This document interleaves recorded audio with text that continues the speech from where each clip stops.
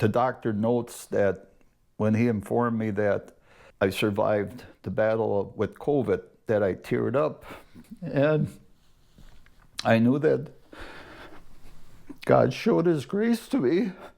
Adam Wers was one of the first people hospitalized with COVID-19 in central Wisconsin. He spent 41 days in the hospital as medical staff, his family, and the world navigated the novel coronavirus.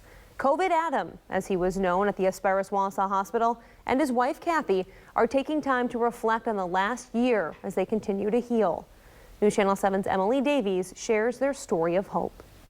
Writing holiday or Christmas cards or letters, it's a way for us to reflect back on the year, and oh, what a year 2020 has been. There's been a lot of loss, and as Kathy and Adam Wers put it in their 4-page Christmas letter, their Christmas story is actually more of an Easter story, gaining new life and counting their blessings. They use words in here that says multiple organ failures. Thousands of pages of doctor's notes. I tell you, the memories come flooding back. How close was I? 41 days in the hospital. I think it was really close. Okay, Dad, this is my stern voice. Enough is enough. You can beat this. 272 cards. This is, again, my son's in-laws.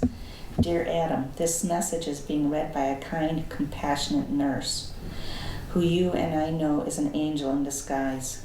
And endless faith has brought Adam and Kathy Wers through the valley of the shadow of death to a new peak, giving them perspective of their uphill journey. It was humbling. Who am I? I'm just a truck driver. I take care of Henry. It began in March when little was known about COVID-19. Adam believes he may have picked it up on March 11th during a delivery in Madison. He started to feel tired and had a low-grade fever on March 20th.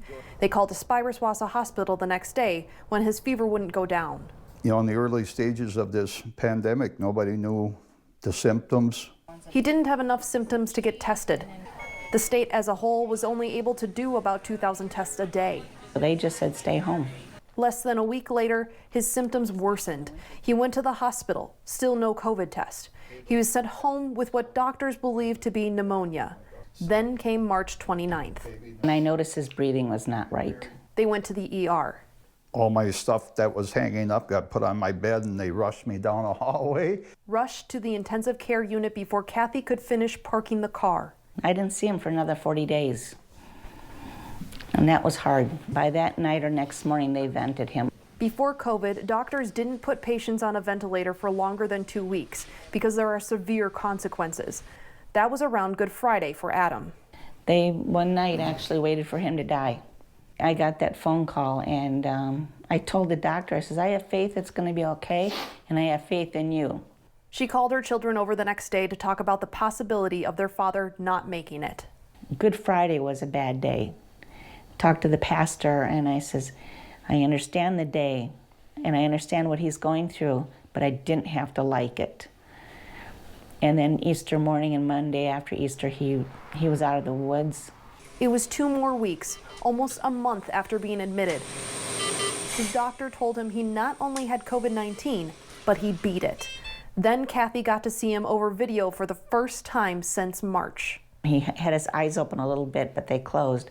But they had the phone by his ear, and they said, he can hear you. His heart rate just went up. He was taken off the ventilator, put on a respirator, and was able to talk again. He was taken out of the ICU April 29th, 1 month since getting there. He began inpatient rehabilitation May 1st, building strength and learning to walk again, something doctors were unsure he would be able to do. When she came and picked me up on the 8th, I walked out. Adam doesn't have many memories of his time heavily sedated in the ICU, except for thinking his nurses were his children and grandchildren. I never felt alone. But Kathy remembers the days alone in the house, constantly on the phone. I can't say enough about those people, and if he would not have made it, I know he would not have been alone. It was another 2 months before Adam built up enough strength where he could go back to work. Now he says he has survivor's guilt, knowing friends who are struggling after surviving or dying from it. Why? I don't know, but I know I have a purpose yet. In the meantime, this active church member and regular warming shelter volunteer says he goes back to what he's always done: serve others. It's not important on how long you live, it's what you do while you're here, because there's no guarantees. He continues to serve others, especially those going through COVID-19, by donating his plasma. He says because of his size, he's able to donate 2 bags of blood, which are split into 4 treatments for people trying plasma therapy to treat COVID-19. In Marathon County, Emily Davies, News Channel 7. And he noted while doctors were still learning a lot at that time, he believes maybe part of his purpose having to go to the hospital and surviving was to give hospital staff some life experience caring for COVID-19 patients. The Packers